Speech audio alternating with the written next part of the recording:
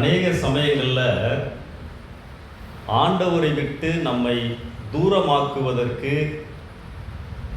சாத்தான் செய்கின்ற தந்திரங்களில் 3 காரியங்கள். ஒன்று, பயத்தை கொண்டு வர்றது. 2வது, நம்மை கோபப்பட வைக்கிறது. 3வது, பேராசையை கொண்டு வர்றது. இந்த 3 தான் நம்ம எப்பொழுதுமே ஆண்டவரை விட்டு பிரித்து விடும். பயப்படும் பொழுது விசுவாசம் போயிடும். கோபப்படுகின்ற பொழுது நம்மை அறியாமலேயே பாவம் செய்வதற்கு வாய்ப்பு உண்டு. பேராசை தேவையில்லாத பிரச்சனைகளை கொண்டு வந்துவிடும். ஸோ இந்த 3 காரியங்களிலும் நாம் எப்பொழுதுமே கவனமாக இருக்க வேண்டும். ஸோ இன்னைக்கு பயப்படாதே. ஆண்டவர் சில இடங்களில் வேதத்தில் பயந்து கொண்டிருந்த நம்முடைய பிள்ளைகளை பார்த்து நான் இருக்கிறேன் என்று சொல்லி தேற்றின சம்பவங்களை காண்பிக்க விரும்புகிறேன். என்னை தேற்றும் ஆண்டவர். அதான் இன்னைக்கு செய்தியினுடைய தலைப்பு. நமக்கு ஒரு பிரச்சனை கஷ்டம் வருகின்ற பொழுது நம்ம பக்கத்தில் வந்து நமக்கு வேண்டியவங்க தேற்றினால் கவலைப்படாதீங்க, நான் இருக்கிறேன், கவலைப்படாதீங்க, ஒன்றும் ஆகாது அப்படின்னு சொன்னால் நமக்கு மிகவும் உற்சாகமாக இருக்கும். வாசிங்க, ஏசாயா 43ஆம் அதிகாரத்தில் முதல் 3 வசனங்கள் வேகமாக வாசிங்க.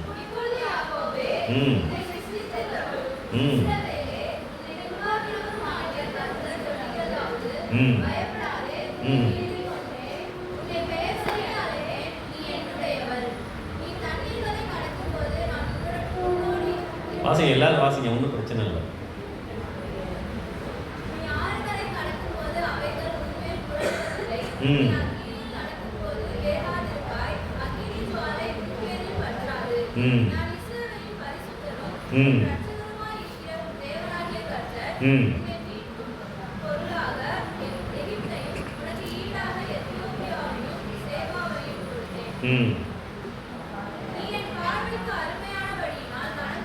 மூணு வசனம் தானே? முதல் 3 வசனம் வாசிச்சிட்டிங்களா? Very good. 3ஆம் வசனம் முடிச்சிட்டிங்களா? Very good. ஸோ இந்த 3 வசனங்களில் ஆண்டவர் உணர்த்துகின்ற காரியங்கள், நீ பயப்பட வேண்டிய அவசியம் இல்லை, நீ என்னுடையவன், எப்பொழுதும் நான் உன்னோடு இருக்கிறேன்.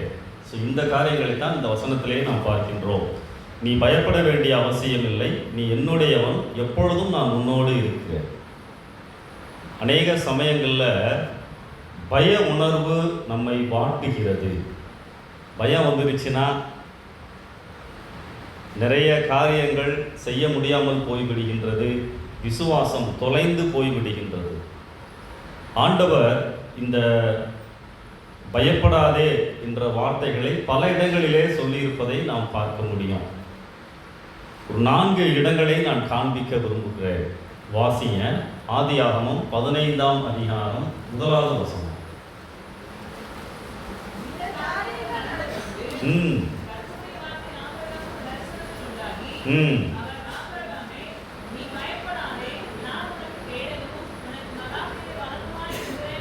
ஆமென். பயப்படாதே, நான் உனக்கு கேடகமாக பலனாக இருக்கிறேன். எப்பொழுதுமே வேதத்தை வாசிக்கின்ற பொழுது இணை சொற்கள் வருகின்ற பொழுது, ஆதலால் இப்படி இருக்க, இந்த காரியங்கள் நடந்த பின்பு, ஆனால் இப்படிலாம் வார்த்தை வரும் பொழுது ஏற்கனவே நடந்த சம்பவத்தை தொடர்பு படுத்தி தான் இந்த அதிகாரம் வருகிறது என்பதை அறிந்து கொள்ள வேண்டும். இங்கே எப்படி ஆரம்பிக்கின்றது? இந்த காரியங்கள் நடந்த பின்பு ஆண்டவர் ஆபிரகாமிடத்திலே வந்து பயப்படாதே. அப்ப இதற்கு முந்தின 14ஆம் அதிகாரத்திலே ஏதோ ஒரு சம்பவம் நடந்திருக்கின்றது. அதை நினைத்து ஆபிரகாம் பயந்து கொண்டு இருக்கிறார். அதனாலதான் ஆண்டவர் சொல்றாரு பயப்படாதே அப்படின்றார். அப்ப 14ஆம் அதிகாரத்தில் என்ன நடந்திருக்கு? 4 ராஜாக்கள் சோதோம் குமாராவை கொள்ளையிட்டார்கள். லோத்து ஆபிரகாமினுடைய சகோதரன் மகன் அங்கே குடியிருந்தபடியால் அவனையும் அவனுடைய எல்லா பொருட்களையும் பிடித்து கொண்டு போய் விட்டார்கள். அப்புறம் ஆபிரகாம் என்ன பண்றாரு, அதுல 11, 12 வாசிங்களேன். 14, 11, 12. ம் ம் ம் ம் ம் இங்க லோத்தை கொண்டு போயிட்டாங்க. இதை கேள்விப்பட்ட ஆபிரகாம் என்ன பண்றாரு, தன்னிடத்திலே இருந்த வாலிபர்கள் எல்லாம் அழைத்து கொண்டு போய் 4 ராஜாக்களோடு சண்டையிட்டு வெற்றி பெற்று லோத்தை மறுபடியும் மீட்டு கொண்டு வந்து விடுகிறார். இதான் 14ஆம் அதிகாரத்தில் நடந்தது. இந்த காரியங்கள் நடந்த பின்பு அப்ப ஆபிரகாம் என்ன யோசிச்சு உட்கார்ந்துருக்கிறாரு, இன்னைக்கு 4 பேர் வந்தாங்க, 4 ராஜாக்கள் வந்தாங்க, நாளைக்கு இதைவிட கூடுதலாக வந்தால் நான் ஏற்கனவே இந்த தேசத்திலே அந்நியனும் பரதேசியுமாய் இருக்கிறேன், இது என்னுடைய சொந்த ஊர் அல்ல. அப்ப எதிரிகளை குறித்த பாதுகாப்பை குறித்து பயந்திருந்த பொழுது பயப்படாதே என்று சொல்லி ஆண்டவருடைய வார்த்தை வருகின்றது. முதலாவது அஞ்சியவனை தேர்ச்சின ஆண்டவர். அநேக சமயங்களிலே நாமும் கூட இப்படி ஆகிவிடுமோ, இப்படி நடந்து விடுமோ என்று சொல்லி பல காரியங்களை மனதிலே வைத்து பயப்படுகிறோம். ஆனால் அப்படி பயப்படுகிறவர்களுக்கு ஆண்டவருடைய வார்த்தை என்ன, பயப்படாதே, நான் உனக்கு கேடகமும் பலனுமாய் இருக்கிறேன். கேடகம் என்று சொன்னால் பாதுகாப்பாய் இருக்கிறேன். அஞ்சியவனை தேர்ச்சின ஆண்டவர். 2வது காரியம், ஆதியாகமம் 26ஆம் அதிகாரம் 24வது வசனம் வாசிங்க. ம் ம் ம் ம் ஆமென். இங்கே ஆபிரகாமுடைய மகன் ஈசாக்கை பார்த்து ஆண்டவர் சொல்லுகிறார், பயப்படாதே. என்ன காரணம், ஈசாக்கு அந்த தேசத்திலே வாழ்ந்து கொண்டிருந்த பொழுது அவருக்கு நிறைய ஆடு மாடுகள் வேலைக்காரர்கள் இருந்தார்கள். அவன் மிகவும் பலத்தவனாய் இருந்தான். நிறைய பொருட்கள் அவனிடத்தில் இருந்ததினாலே அவனை சுற்றி இருந்த மக்கள் அவன் மேல் பொறாமைப்பட்டு அவன் எங்கேயெல்லாம் சென்று தண்ணீருக்காய் கிணறு வெட்டுகிறானோ அங்கேயெல்லாம் சென்று அவனோடு சண்டையிட்டு அவனை துரத்தி விடுகிறார்கள். நீங்கள் பார்த்தீங்கன்னா 26ஆம் அதிகாரத்தில் 14, 15 வாசிங்களேன். ம் ம் ம் ம் ம் ஸோ அவன் எங்கேயெல்லாம் போகிறானோ அங்கேயெல்லாம், இல்லை என்னை பார்க்குறீங்களா, அவரை பார்த்துருப்பீங்க ஏற்கனவே, சரி பண்ணிட்டீங்களா தம்பி? எங்கேயெல்லாம் ஈசாக்கு போகிறாரோ அங்கே அவரை துரத்தி விடுகிறார்கள். அதுக்கப்புறம் 19 வாசிங்களேன். ஈசாக் வாசிங்க வாசிங்க.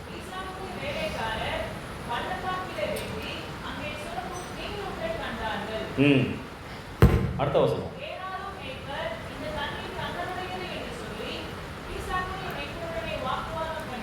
ஸோ இங்கேயும் வாக்குவாதம் பண்ணி துரத்தி விடுகிறார்கள்.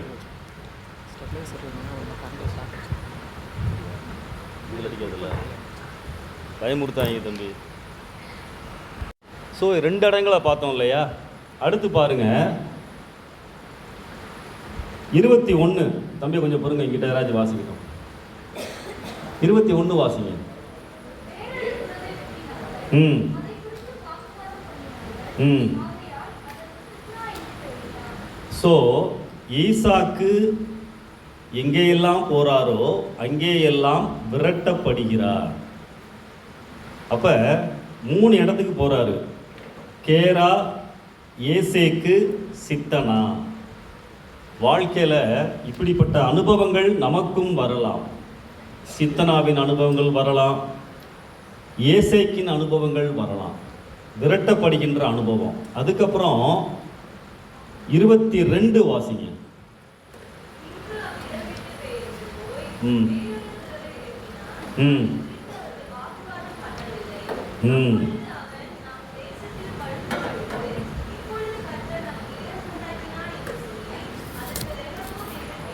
ரெகபோத்.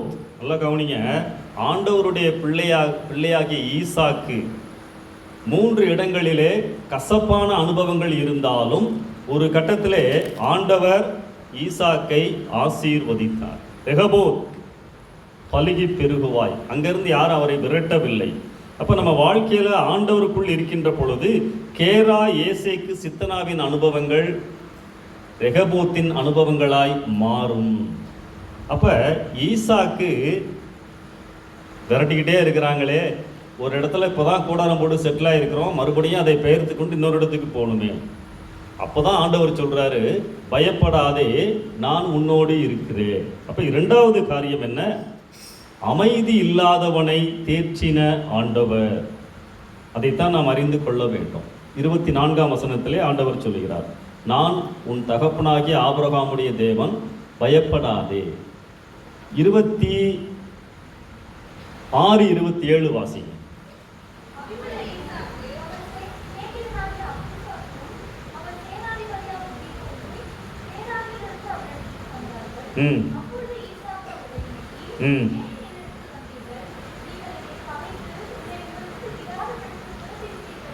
துரத்தி விட்டீர்களே. பார்த்தீங்களா, எவ்வளவு வேதனையான வார்த்தை இல்லையா? மற்றவர்களால் ஏற்றுக்கொள்ள முடியாத நிலையிலே ஆண்டவருடைய வார்த்தை வருகிறது, நான் இருக்கிறேன், பயப்படாதப்பா. அல்லேலூயா. அடுத்த வசனம் வாசி. இங்கிட்ட வாசிங்க, யாரோ ஆரம்பிச்சாங்க. அடுத்த வசனம் வாசிங்க.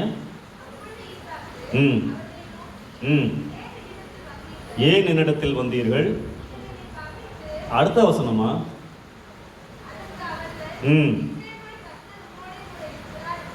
ஆமென். பார்த்தீங்களா, அமைதி இல்லாத நிலையிலும் ஈசாக்கு ஆண்டவரை மறக்காமல் சாட்சியாய் வாழ்ந்திருந்தார். அவங்க என்ன சொல்றாங்க, பக்கத்து வீட்டுக்காரங்க, இல்லப்பா நாங்கள் உங்களை விரட்டி விட்டாலும் உன் வாழ்க்கையை பார்த்துக்கிட்டு தான் இருந்தோம், உன்னோடு ஆண்டவர் இருக்கிறார் என்பதை நாங்கள் அறிந்து கொண்டோம். அல்லேலூயா.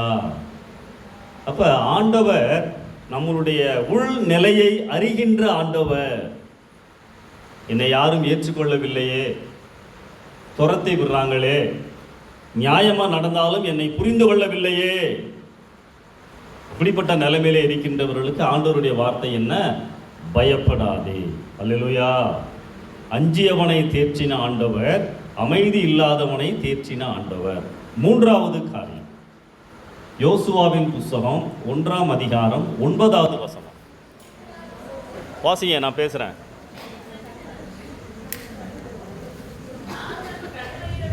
சூப்பர்.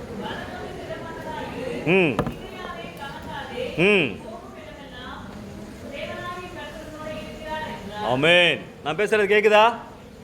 கரண்ட் போனா பரவாயில்ல, என் வாய்ஸ் இருக்கு, சரியா?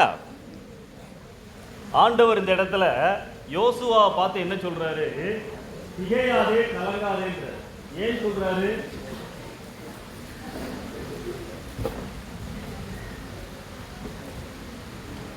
ஏன் சொல்றாரு? யோசுவா திகைத்து போயிருக்கிறார். காரணம் என்ன? நீங்க அந்த அதிகாரம் முழுவதும் வாசித்து பார்த்தீங்கன்னா, மோசேக்கு பிறகுதான் யோசுவா அந்த மக்களை வழி நடத்துகிறார். நான் ஏற்கனவே இந்த வசனத்தை சொல்லியிருக்கேன். நான் யோசுவா மக்களை வழி நடத்துகின்ற பொழுது அவருக்கு நிறைய பொறுப்புகள் இருந்தன.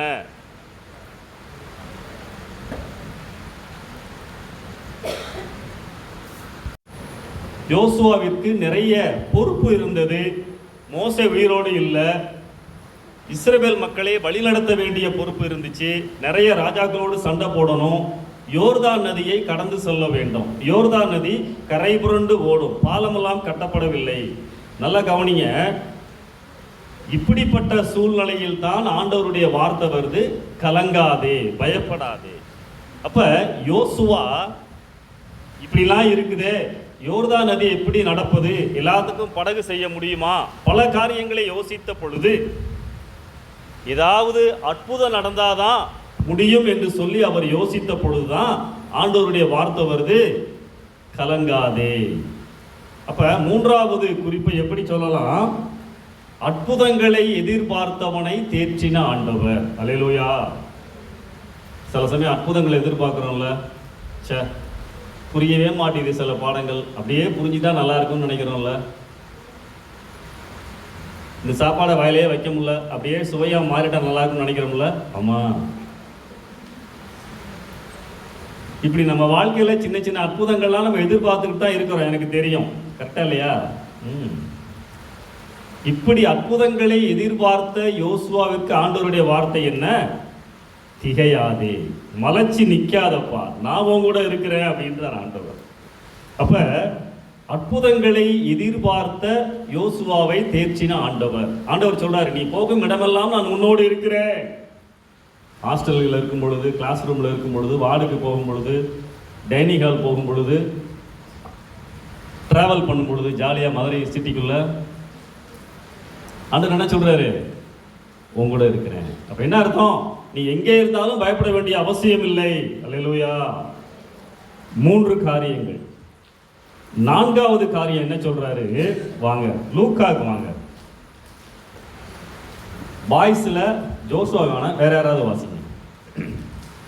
ஜோஷுவா நிறைய வாசிட்டாரு. லூக்கா 8ஆம் அதிகாரம் 50வது வசனம் வாசிங்க.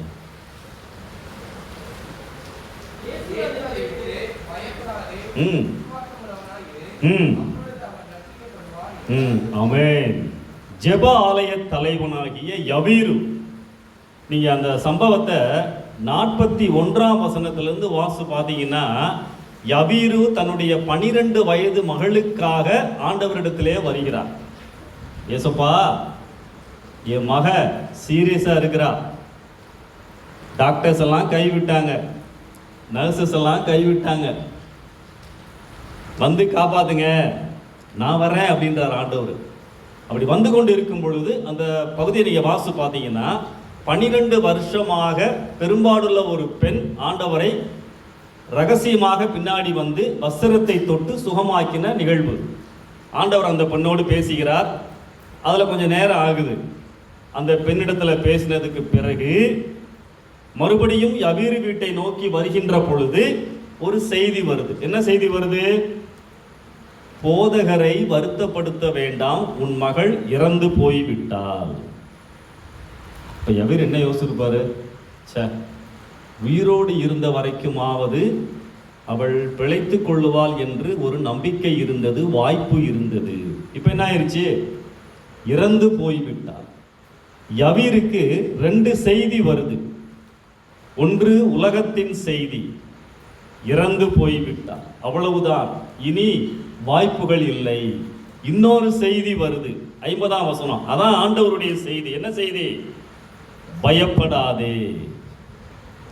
எப்பயுமே நம்ம ஆண்டவருடைய செய்தியைத்தான் எடுத்துக்கொள்ள வேண்டும். உலகத்தின் செய்தி என்னை ஏமாற்றும், எனக்கு சோர்வை கொண்டு வரும். ஆண்டவருடைய செய்தி என்னை உற்சாகப்படுத்தும்.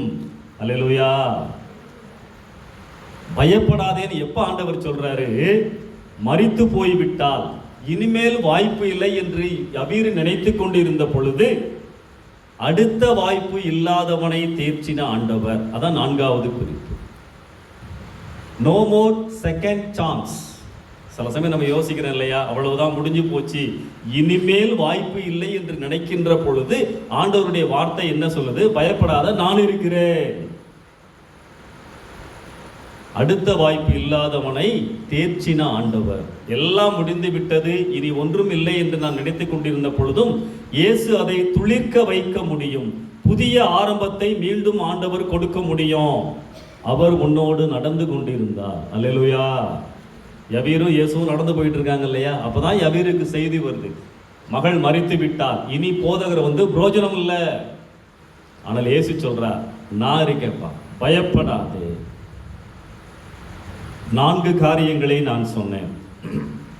அஞ்சியவனை தேர்ச்சின ஆண்டவர், அமைதி இல்லாதவனை தேர்ச்சின ஆண்டவர், அற்புதங்களை எதிர்பார்த்தவனை தேர்ச்சின ஆண்டவர். 4வது என்ன? தூங்கியாச்சா? அடுத்த வாய்ப்பு இல்லாதவனை தேர்ச்சின ஆண்டவர். அன்பானவர்களே, இந்த இயேசுவுக்கு உங்கள் வாழ்க்கையை நீங்கள் கொடுத்தால், நீங்கள் எந்த நிலைமையிலே இருந்தாலும் he can revive you. அவர் உங்களை உயிர்ப்பிக்க முடியும், உற்சாகப்படுத்த முடியும், பயங்களை நீக்க முடியும். ஒரு 30 வருஷத்துக்கு முன்னாடி நடந்த ஒரு சம்பவத்தை சொல்றேன். ஒரு சகோதரி போதகட்ட வந்து சொன்னாங்களாம், ஐயா நான் இந்த குறிப்பிட்ட வேலைக்காக ஜெபித்து கொண்டிருந்தேன், இனிமேல் எனக்கு அந்த வேலை கிடைக்காது, வாய்ப்பே கிடையாது. ஏன்? வயது தாண்டிருச்சியா அந்த அரசாங்க வேலை கிடைப்பதற்கு? வயதை கூட்டிட்டாங்க, வயது எனக்கு முடிஞ்சிருச்சு, இனிமே வாய்ப்பே கிடையாது. போதகர் சொன்னார், தேவனால் கூடாத காரியம் ஒன்றுமில்லை. ஜோம் பண்ணுவோம், அவர் கரத்தில் ஒப்பு கொடுப்போம், ஆண்டவர் செய்வார். 3 மாதம் கழித்து மறுபடியும் போதகரை பார்த்தாங்க, ஐயா எனக்கு அந்த வேலை கிடைத்து விட்டது. எப்படிமா? அந்த வேலை சம்பந்தமான டிபார்ட்மெண்ட்டில் சில நாட்களுக்கு அந்த வயதை தளர்த்தி இருந்தார்கள், ரிலாக்ஸ் பண்ணி இருந்தாங்க, எனக்கு அந்த வேலை சரியாய் கிடைத்து விட்டது. அல்லேலூயா. நடந்த சம்பவம். அடுத்த வாய்ப்பு இல்லாதவர்களையும் ஆண்டவர் தேற்ற முடியும், உயர்த்த முடியும், தேவைகளை சந்திக்க முடியும். முடிஞ்சு போச்சுன்னு நினைக்காதீங்க, வாய்ப்பு இல்லைன்னு நினைக்காதீங்க, பயந்து கொண்டு இருக்காதீங்க. இப்படி நடந்தாதான் என்னால் முன்னுக்கு வர முடியும்னு நீங்கள் நினைத்திருந்தாலும் ஆண்டவர் அற்புதங்களையும் உங்கள் வாழ்க்கையிலே செய்ய முடியும். இந்த 4 நிலைகளிலே நீங்கள் எப்படிப்பட்ட நிலைமையிலே இருந்தாலும் ஆண்டவர் உங்களை மாற்ற முடியும்.